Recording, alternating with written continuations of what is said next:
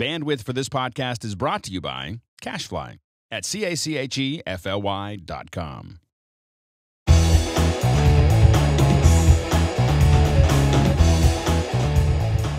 Hey, welcome back to MacBreak Studio. I'm Mark. I'm here again with Steve. We're talking Final Cut Pro 10.1, continuing our discussion about the new library model and the implications of the library model. And today we're going to dive inside the library and talk a little bit about how to work with events. Yes, because events are the primary receptacles of your media. Receptacles? Yes, or buckets? Buckets, yeah. Containers? Containers, yes. Okay. Events are like buckets and containers. If you look here, for example, here's the San Francisco Library. Mm-hmm. Inside, I created a bucket or an event called Bay Bridges that contains just my Bay Bridges clips, as you can see here. And your project as well. And my project, exactly. Yes. Same thing.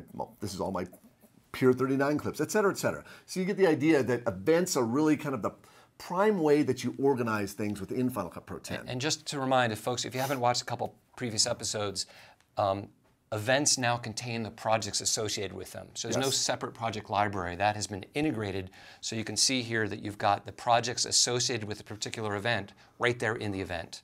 Exactly. So let's talk a little bit about moving clips between events and what the implications of that are. Okay. So here I have a clip. It looks like it doesn't belong. Well, yeah, this is from a short film I'm editing right now called Second Impressions. This was shot down at San Diego. We got this couple, and then this helicopter. What's it doing there? Well, first of all, let's look at copying a clip from one event to another that's in the same library. Okay. And then we'll talk about what are the implications when you copy that clip from one event to another event that's in a different library. Okay. So I'm going to go ahead and grab this clip. And I'm just going to drag it where it belongs, on the SaberCat. Yes. Right. Now, by default, it's a move. In other words, when I release my mouse, this clip will be moved into this event and will be moved out of the Second Impressions Which event. is what you want. It doesn't belong there. I guess you accidentally imported into that last week. That's right. Okay. Now, but here's the thing. What if I don't want it moved? What if I want two versions? I want the same clip in two events. Okay. You just add a modifier key. Hold down the Option key.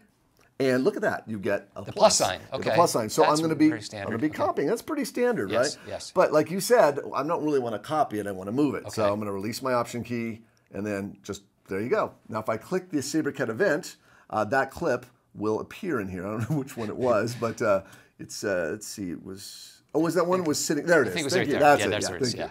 So there's the and it's clip. Gone. It's gone from the Second Impression. Yeah, it's just not there anymore. Yeah. And this is an important point.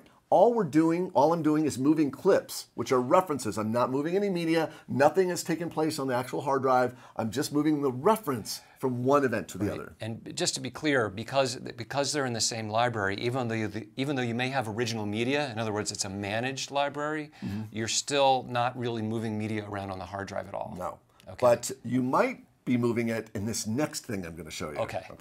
Let's say that I wanted this clip, this helicopter landing clip, to be in this Arizona event in the Discover the Southwest. This clip really needs to be there, but notice it's a completely separate library. Separate library, right. So let's see what happens when we do that. So I'm going to grab this clip and drop it into the Arizona episode. Oh, wait, are you holding the Option key? No, I'm not holding the Option key. Okay. This is a very important point, is that when you cross library boundaries, like I'm about to do, it's by default a copy operation. It has to copy the media. Okay. So in fact, I like to tell people, and I said this in our in-depth, that I consider libraries as their own little countries. And when you're and the clips themselves are the citizens. As soon as you move that citizen out of one library into the other, you're putting it into another country, and it becomes a full-fledged citizen of that country. It's a member, And now it belongs there. It's emigrating.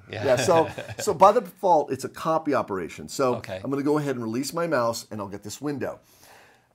We talked a lot about this idea of managed library versus external media. Yes. Now, let me summarize what's actually here. You don't want to just ignore this, but you need to understand what it's telling you. Yeah, usually say if you see a big dialogue, just click ignore OK. it. But now we actually want to talk about it. We do want to talk about it. Basically what happens is if your library is managed, which means you actually have a real clip you're moving, it's going to copy that clip into the target library. Yes. Okay. If the clip that you're moving into the target library is a SIM clip, it's not a real clip because the media exists somewhere else, it will only copy the SIMs but still reference the original media on that drive. Okay. That's huge. It will never move media for you to another location. It's just going to copy SIM links and then reference them. And that's one of the rules we talk about in our training, that Final Cut Pro managed means it manages, but if you've got external media, it will never move it or delete that external media. Exactly. It'll just move around references to that media. Yep.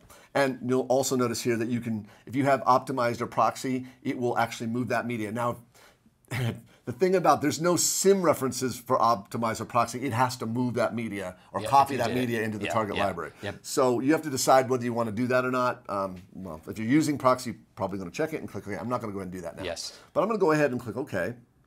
And now when I go to the Arizona episode 1, there is that clip. Yeah, put it right in there. And it still exists in the other one because you did it as a copy Because operation. a completely separate operation. Yes. Because I have, again, I put it into its own library. Yeah. And it really doesn't matter if these two libraries are on the same volume or on separate drives. That's a really good point. It'll do the same thing. It will. And again, you have to think of libraries as little self-contained islands, like I said, like countries that they have their own governments and their own citizens that are managed by that.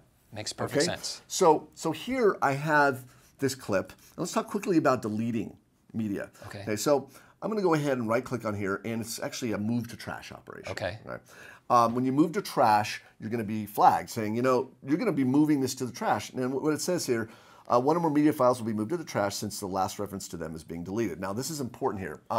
Because this is only one clip with only one piece of media, it's going to actually trash the clip and the media.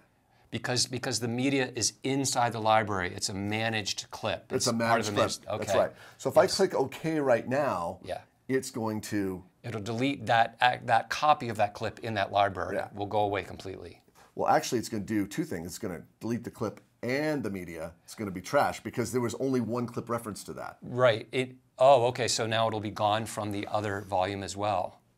No, it's still there because it's in its own separate library. That's its own separate library. Okay, great. So you're never, so that's a really important thing to understand is anything that you do within one library is not going to affect other libraries at all. That's where you're really safe. And there's a lot of things going on under the hood to make sure as you move clips or even full projects between libraries, a library always stays self-contained, and there's no way you're going to somehow hurt another library or need another library. So those libraries could be closed while you're doing this stuff. You're never referring one library to another. Right, and then, boy, it's a huge topic of media management. In our in-depth, Mark goes through like a 45-minute dissertation on what to do, how to manage, move, how to copy it, how to hand it off, how to archive it. It's totally worth watching because you'll just get it if you just watch this section. I think that's pretty much all I wanted to say about. It's pretty straightforward. I just wanted to show you what's happening under the hood with your media once you move it.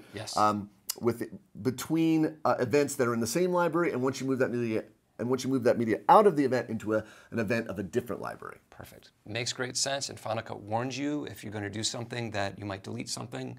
So I'm really loving the whole model and how this works now. Oh, it's fantastic. Great. It's fantastic. So if you want to learn more again about how to use this library model in Final Cut Pro 10.1, we have a training specifically Final Cut Pro 10.1 in depth that really explains this model in depth, as well as all the new editing feature enhancements as well. So rippletraining.com for that. Thank you, Steve, and check us out going forward. We're going to keep going more into this, and thanks again for watching MacBreak Studio.